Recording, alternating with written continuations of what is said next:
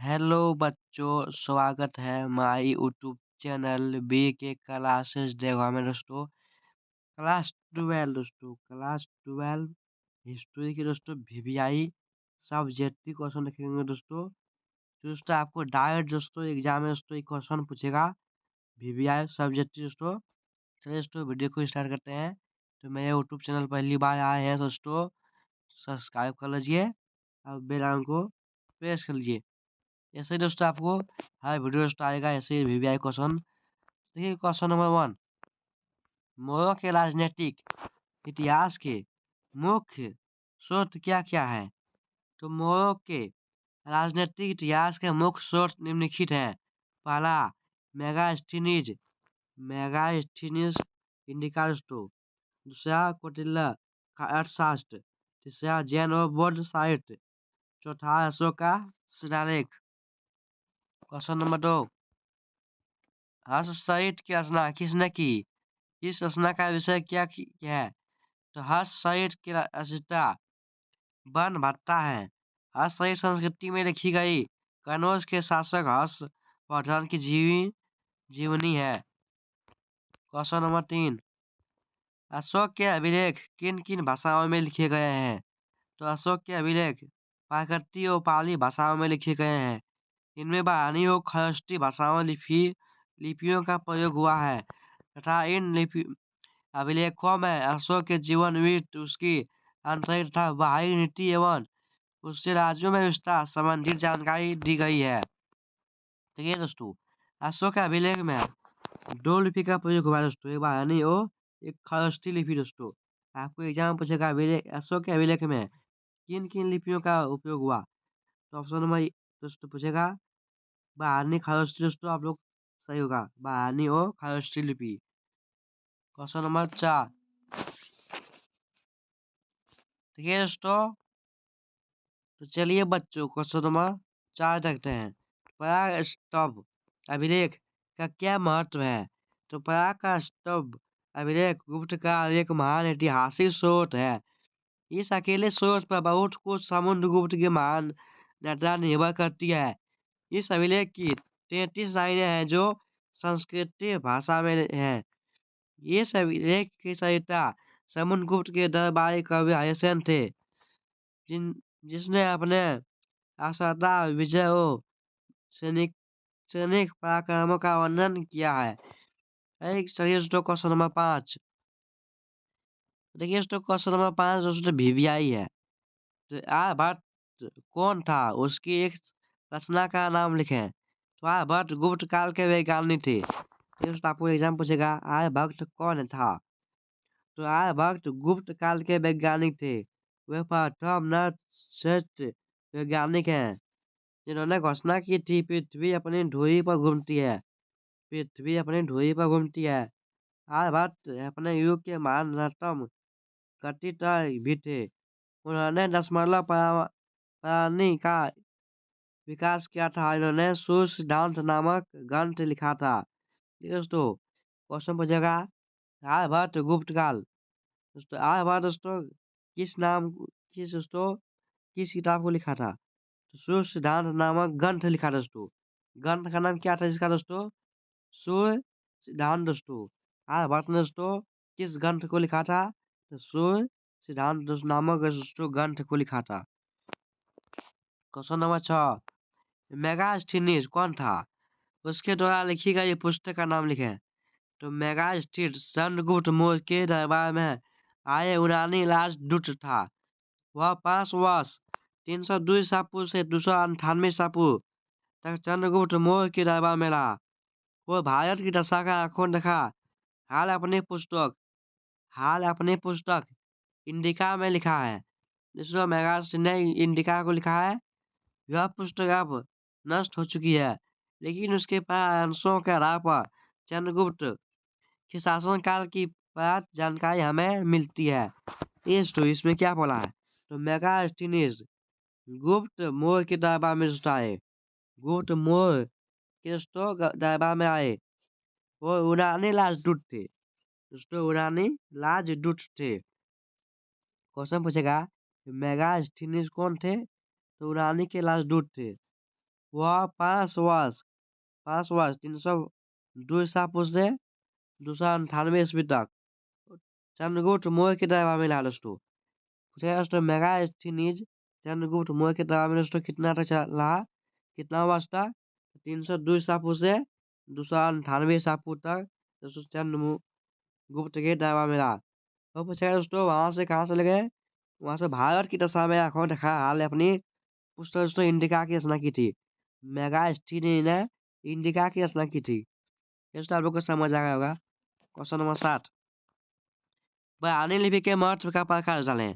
तो मौर्य काल में ब्राह्मणी लिपि का प्रचलित था। अशोक के अभिलेख मुख्य ब्राह्मणी लिपि में लिखे गए थे। ब्राह्मणी लिपि से ही उत्तर भारत की भाषाएं गुजराती, मराठी, पंजाबी, हिंदी, बांग्ला आदि थी लिपियां निकली। ये तो ब्राह्मणी लिपि में दोस्तों क्या क्या था? गुजराती, मराठी, पंजाबी, हिंदी, बांग्ला और आदि लिपि थी दोस्तों। क्वेश्चन नंबर 8, अभिलेख से आप क्या समझते हैं? देखिए अभिलेख से आप क्या समझते हैं, इनका महत्व क्या है?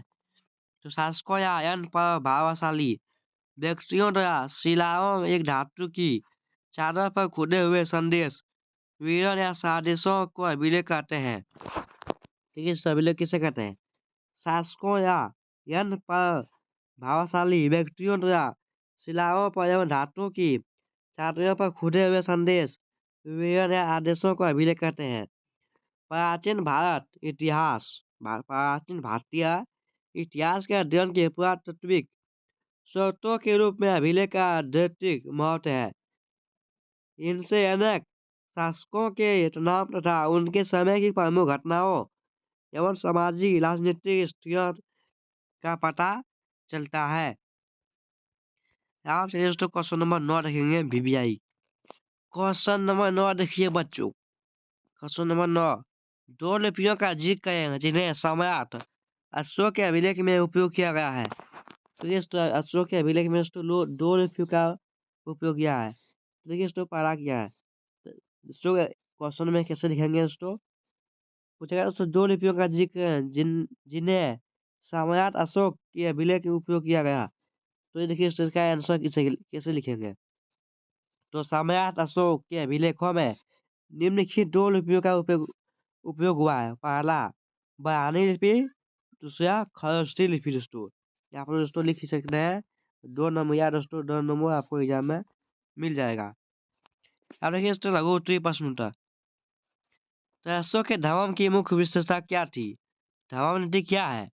तो अशोक के धर्म कोई धर्म या धार्मिक प्रणाली नहीं थे, बल्कि ये एक नीति नियम या समान आचार संहिता थी। इसकी मुख्य विशेषताएं थी निम्नलिखित है दोस्तों।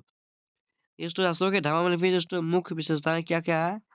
तो पहला देखिए सदा सदाचारपूर्ण एवं नैतिक जीवन व्यतीत करना। दूसरा अपने भाव वेशों तथा वासनाओं पर नियंत्रण रखना। तीसरा जीवन आचरण और विचारों की पारदर्शिता को सुदृढ़ तथा दूसरे धर्मों के प्रति सहिष्णुता रखना। पांचवा पशुओं की हत्या उन्हें क्षति न पहुंचना। छठा सबसे प्रति उदार एवं दयालु बनना। आठवां माता पिता गुरुजनों संगे समधियों मित्रों एवं साथियों भिक्षुओं सन्यासियों का आदर करना। दासों तथा नौकर चाकरों के प्रति दया का भाव रखना दोस्तों। दोस्तों याद रखिए दोस्तों। आठवां रखिए दोस्तों सदा सच बोलना दोस्तों। दोस्तों अब इसका अशोक के धर्म की मुख्य विशेषता दोस्तों याद थी दोस्तों, याद है दोस्तों। ये दोस्तों आप लोग का एग्जाम में पूछेगा 5 नंबर का, आप दोस्तों इसको याद रखना है। क्वेश्चन 2 देखिए इसका दोस्तों। अशोक के अभिलेख के बारे में क्या जानते हैं, वर्णन करें। तो इसके बारे में हम लोग लिखना है। तो सबसे प्राचीन अभिलेख राजा अशोक के समय है। ये अभिलेख अशोक के संतानों को खम्भों पर खुदाए गए थे। इनकी भाषा एक पाली विशेष है जो ब्राह्मणी लिपि में है। जिस लिपि से उत्तर भारत भाषाएं गुजराती, मराठी, पंजाबी, हिंदी, बांग्ला आदि की लिपियों निकली है। उत्तर पश्चिम प्रदेश में अशोक ने एक दूसरी लिपि का प्रयोग किया है जिसे खरोष्ठी लिपि कहते हैं। जिसे याद रखिए दोस्तों। जब फांसी लिपि के भागती रानी हो पावन करके बाई और दाई लिखी जाती थी। दोस्तों अशोक के अभिलेख बाई से दाई लिखी जाती थी। इनमें अशोक की आज्ञाएं खोदी है। अब दोस्तों हम चलते हैं महत्वपूर्ण इसका दोस्तों वीवीआई क्वेश्चन जो टिक लगा हुआ है। तो टिक लगा दोस्तों चंद्रगुप्त। चंद्रगुप्त मौर्य की उपलब्धियों का वर्णन करें। देखिए दोस्तों चंद्रगुप्त मौर्य। चंद्रगुप्त मौर्य दोस्तों वीडियो पहला चंद्रगुप्त मौर्य वंश का संस्थापक था।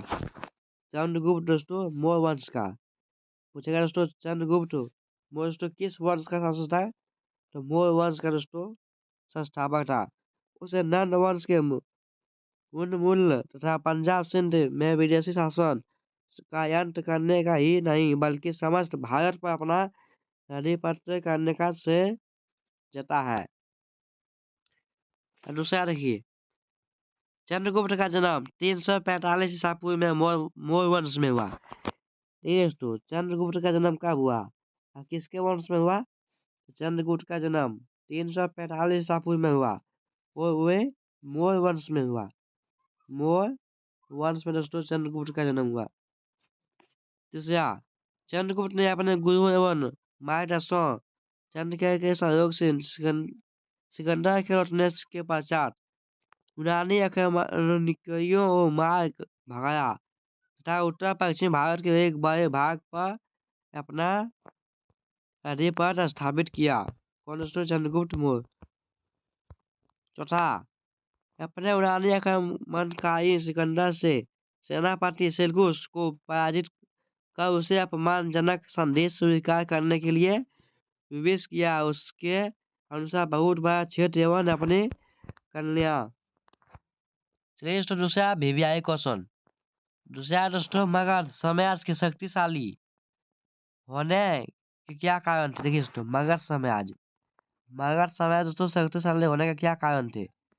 चलिए दोस्तों इसका कारण क्या था। तो देखिए दोस्तों मगध शक्तिशाली महाजनपद दोस्तों सबसे शाली महाजनपद दोस्तों मगध था। दोस्तों एक नंबर पूछेगा दोस्तों सबसे शक्तिशाली महाजनपद कौन था। तो मगध। चलिए दोस्तों इसका किस्सा कैसे मगध साम्राज्य के शक्तिशाली होने का कारण क्या था। मध्यकालीन शासक अपनी महत्वाकांक्षा पूरी करने के लिए तत्कालीन शासकों को विभिन्न ढंग अपनाए ताकि उनके साम्राज्य का विस्तार हो सके। बिंदुसार ने पड़ोसी प्रदेशों के साथ वैवाहिक संबंध स्थापित करके अपनी सीमाओं को सुरक्षित किया। अजातशत्रु ने वैशाली को कौशल को अपनी शक्ति के बल पर हथिया लिया। महापद्नंदन ने कौशल और कलिंग को हड़प लिया। साम दाम दनन भेड़ सभी तरह के नीतियों का सहारा लेकर मगध का उत्थान किया गया। इससे से मगध दोस्तों अपने शक्तिशाली बन गया। दोस्तों अपने भाषा में भी दोस्तों आप लोग लिख सकते हैं। दोस्तों आप लोग का वीडियो दोस्तों इतने ही लगते हैं बहुत लंबा दोस्तों। अगले वीडियो दोस्तों इसका दोस्तों दूसरा का आएगा दोस्तों। तो मेरे यूट्यूब चैनल पहली बार सब्सक्राइब कर लीजिए वीडियो शेयर कीजिए सब्सक्राइब कीजिए। Thank you welcome.